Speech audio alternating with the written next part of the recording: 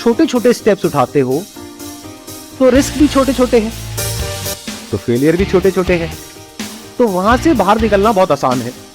तभी मैं कहता हूं आसान है।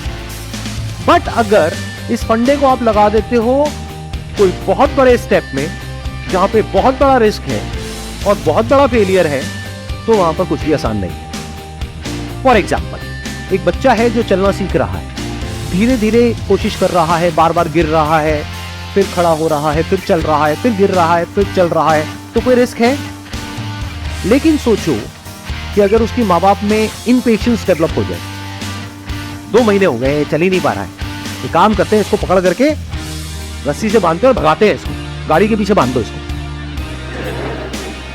मतलब पता नहीं होता लोगों के दिमाग में किसके क्या, मैं आइडिया नहीं दे रहा आप लोगों को। Please do not try this at home.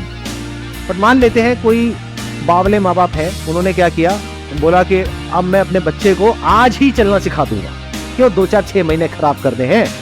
अरे 2 घंटे में लो, रस्सियों से हाथ पैर उसके बच्चे के बांधे, बेचारा खड़ा भी नहीं हो पा रहा अभी ढंग से, और उसको बाइक के पीछे बांध दिया है और बाइक चला रहे हैं। इन अदर वर्ड्स, अगर आप कोई बहुत बड़ा रिस्क लेते हो फाइनेंशियली, जहां से रिकवर करना आपके लिए पॉसिबल ही नहीं है, तो क्या करोगे उस घटिया एक्सपीरियंस का? छोटे रिस्क लो, छोटे स्टेप्स उठाओ, जब वहां पे कॉन्फिडेंस आ जाए तब थोड़ा सा उसको लेवल को बढ़ाओ। अगर तैरना नहीं आता है तो पहले कम गहरे पानी से सीखो, जब सीख जाओ तो गहरे पानी में जाओ, वो भी साइड साइड से, बीच में मत चले जाओ। किसी से टक्कर हुई और नीचे गए तो गए। तो अगर आप धीरे धीरे स्विमिंग सीख रहे हो तो कोई रिस्क नहीं है, तो सब कुछ आसान है।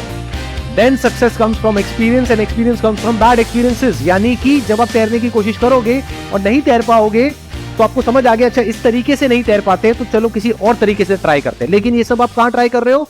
शैलो वाटर में, तब आसान है। लेकिन अगर मेरी ये बात सुनी, जबरदस्त आपके अंदर मोटिवेशन आई और आपने कहा सब कुछ आसान है और जा करके छलांग लगा दी सीधा गहरे पानी में, तो आसान है बोलने के लिए भी कोई नहीं बचेगा।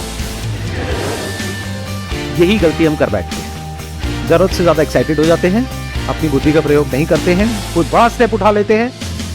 जब बड़ा स्टेप उठा लिया तो रिस्क भी बड़ा हो गया, फिर फेलियर इतना बड़ा हो गया कि जिंदगी भर आप उससे पीछा नहीं छुड़ा सकते। तो हमेशा लाइफ में छोटे छोटे स्टेप्स उठाओ, तब तक जब तक कि आप इतने बड़े नहीं हो जाते। अंदर से आपको पता लग जाएगा कि मेरी कैपेसिटी क्या है। तब भी जो आपकी कैपेसिटी है उससे थोड़ा सा कम रिस्क लो। कभी भी इतना बड़ा रिस्क मत लो लाइफ में कि आप सड़क पे आ जाओ। अगर फाइनेंशियली बात करी जाए तो बहुत इंपॉर्टेंट है ये बात, ध्यान से सुन लो मेरी इस बात को।